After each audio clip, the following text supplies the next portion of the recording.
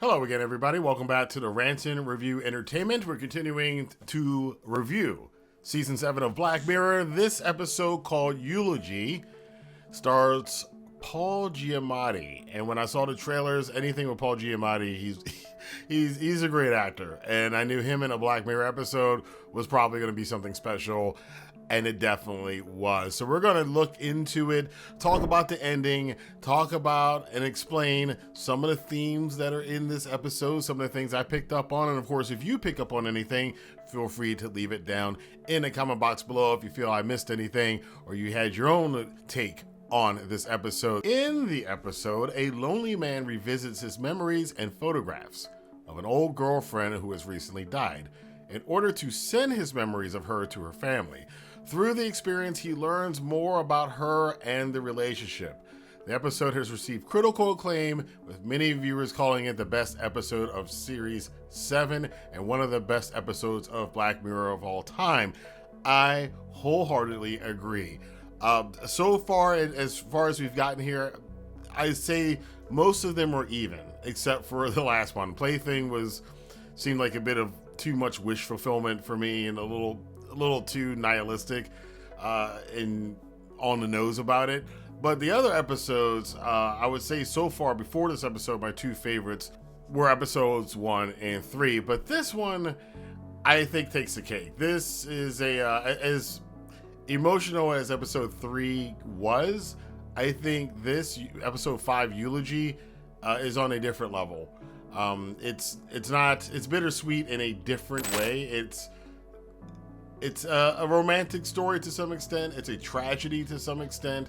And it really, everybody can relate to this story. And that's what I think what great storytelling does, is when you have something, again, this is a little bit different from the last episode, which, you know, if you're a tech person and an introvert and you know, a little bit nihilistic, you can probably identify with that story more so than this one, where I think everybody who's had any kind of interpersonal relationship, not even just a romantic one, but had a relationship where things ended sourly and you have a certain viewpoint of what happened, but then you kind of realize later on maybe you were wrong. So maybe some people don't ever have that. I know I definitely have, and I know most people I have ever talked to have always talked about some relationship, some past thing, some friendship, something that they did where they thought they were in the right and then later kind of learned, maybe not so much. So that's my overview of this episode, Eulogy.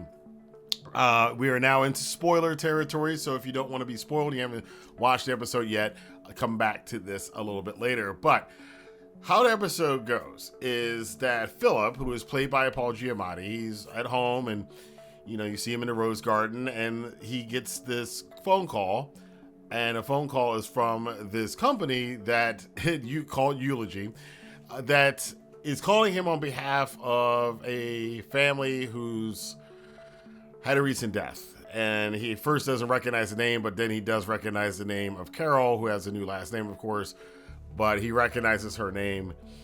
It was his ex-girlfriend, and not only his ex-girlfriend, the ex-girlfriend. Now, at this point in his life, Philip is an older man. He's living by himself. And this is the first bit of social commentary I kind of picked up on or saw reflected. And that is the current trend, which has been going on for a while now, of a lot of lonely single men, not only older men like in this story, but younger men. A lot of males in Western culture right now, apparently there's a loneliness thing going on of them all being alone and living alone and just doing their thing. And I got that impression from this. Probably a little bit of a nod to incels. That's a very controversial word to even use. But Philip here, you can tell very early on, he's not really a friendly people person, let's put it that way. He finds out from this company that the funeral is in London. He can't make it to London. He's not going to fly to London for the funeral, but that's not what they're calling him for. Of course, this being Black Mirror, we got the tech here. And the tech in this one is that the Eulogy company allows people to share their memories in a overall kind of presentation at the funeral, where all of these great memories are collected together from everybody who knew the person that passed away. So he gets the offer, he takes it, they fly him out the package, he gets the package, and it's one of those little circular discs. This is a reference back to several episodes in Black Mirror history. In particular, I think it's called The Entire History of You from season 1, where there was the episode where the young lawyer, you could see and remember everything through this technology he had that recorded stuff that he had, and it led to him finding out that his wife actually had an affair, and he got to see it through her eyes. And that's, that episode's that's one of those rough ones too, kind of like this one, and very similar themes too, by the way, and we'll get to that near the end. So he agrees to do this. He takes a little thing and puts on his temple. The AI is talking to him, and this basically the idea is that if he can look at old pictures of the deceased, of Carol, he could probably jog some memories, since he hasn't talked to her in something like 15 years at this point. You can tell he's a little bit grumpy, and the AI is trying to give him the introductory spiel and everything, and he almost immediately says, can we just skip to the part of what you want me to do? Because he doesn't want to be bothered. He's a grumpy old dude. So he's only got 3 pictures though, and none of them are very good. You can't see Carol's face, and this would be a recurring theme throughout the entire episode, to find the pictures, because he can't remember what she looked like. It's been so long. So we find out very early on as the AI can do certain things like put him in the world of the picture, so they can, a little bit of sci-fi here. It can extrapolate a rendered in virtual reality space from the image, from the picture, from the photos. So he's in there, but he still can't see her face because he doesn't know what it is. So it can only go off of what he has in his head. So they go through several pictures, can't find anything, and then he's like, okay, wait, I have some more pictures. And AI's like, great, that'll help us jog a memory. He's like, I don't think so, because he has a ton of old pictures of him with her, because apparently they had a relationship, and a quite extensive one that the AI didn't know about, or so we were led to believe the AI didn't know, or so he's led to believe the AI doesn't know. And all these pictures have her face either crossed out or punched out or cut out, because that breakup was pretty bad. Now, I will say, I've never done that kind of level of pettiness with an ex, that I would keep a box of photos with their faces cut out and scratched out. It's pretty catty, to be honest. It's a really petty thing to do, but hey, it works for the episode. They try to work around this and go to all of these images and try to find somewhere that they can jog a memory, either music or telling old stories about what happened. And as we find out, he's very angry about the relationship. We find that out very early. It kind of slowly trickles out that he is not at all pleased with how his relationship ended with Carol. And he's basically, she was the one, but she's also the one that broke his heart. And you can almost sense that he actually kind of hates her for how they ended. At this point in time too, we do start to see that the AI is a little bit not neutral, has an opinion and expresses it. And the opinion of the AI, which is represented by this demure brunette young lady, has a British accent, which is he picks up on early.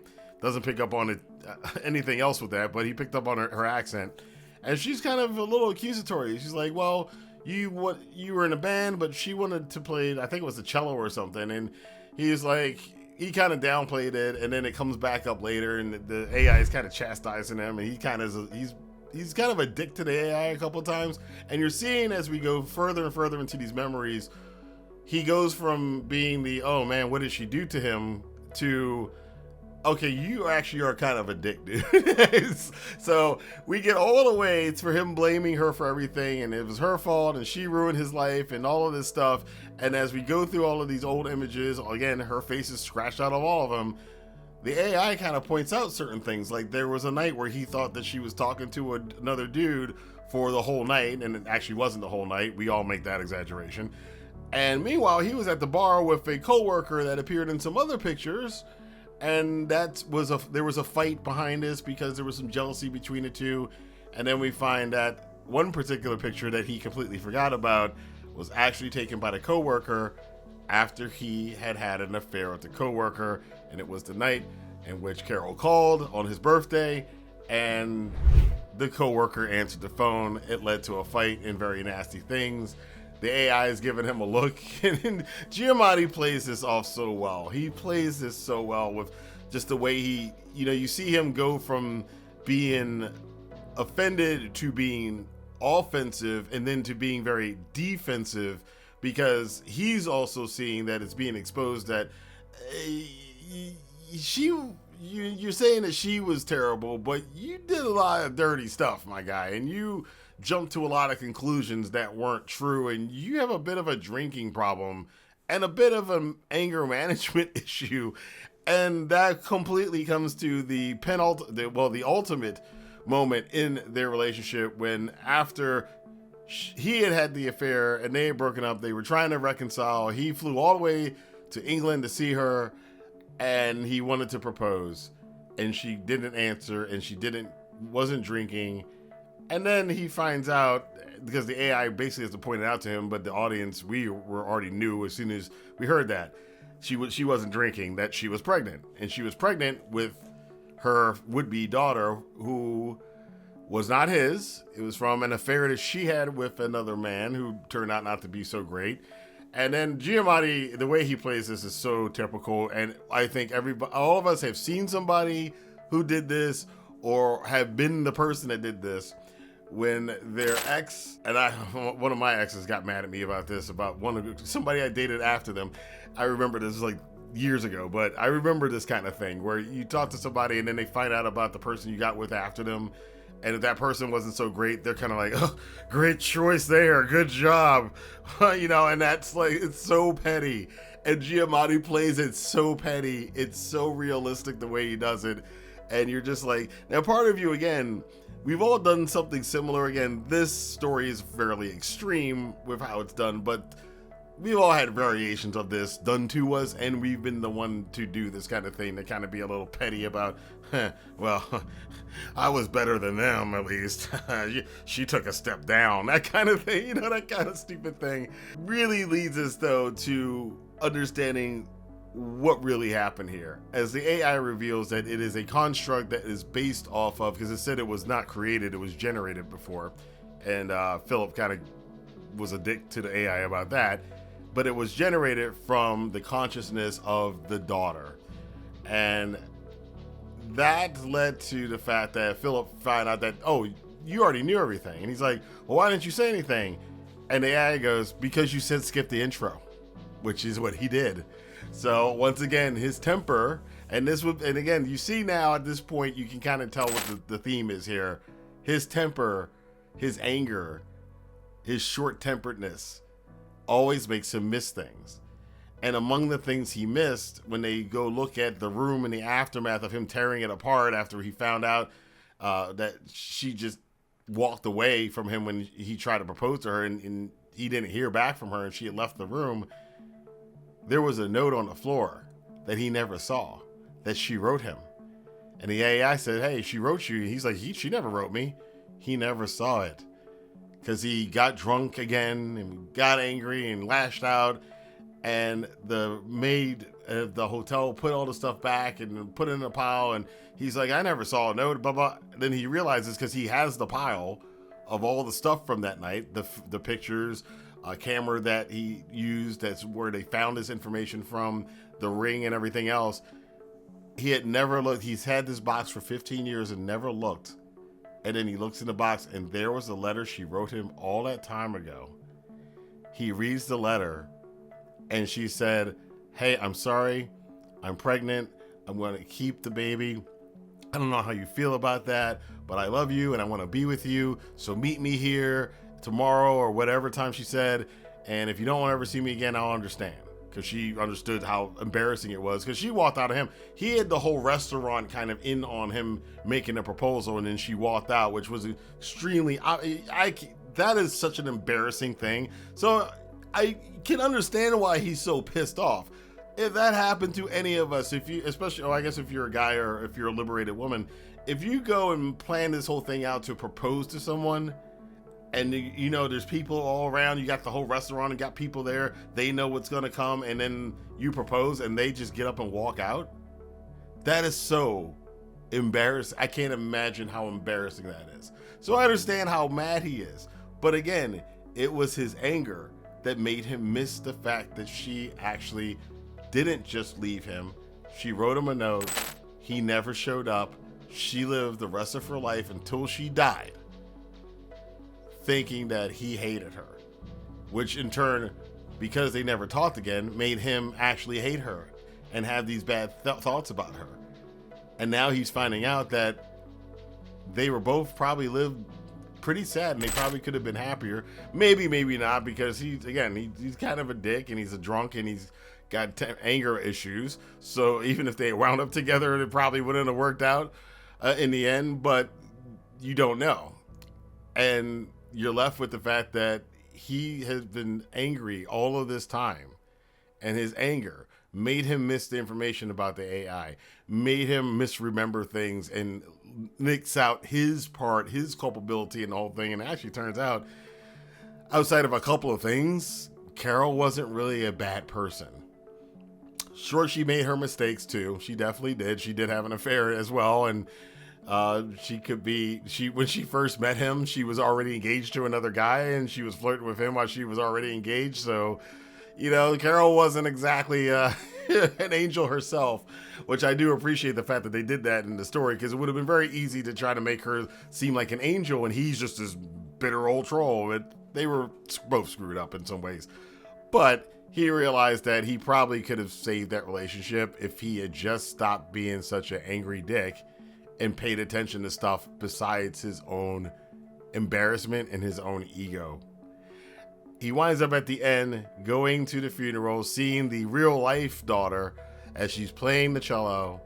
They finally find a way for him to see her face at the very end.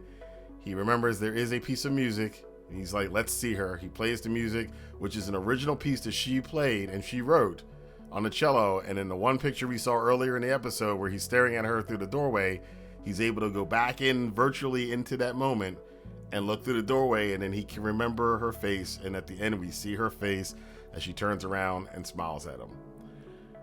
This was such a great episode in so many ways. It's one of those episodes in Black Mirror that the characters, you have opinions about them, and your opinion shifts as the story evolves. Again, it's the mystery box, the Chinese block, doll thing or whatever, where there's all these layers, and the deeper you go, the more you understand it, which are the best Black Mirror episodes.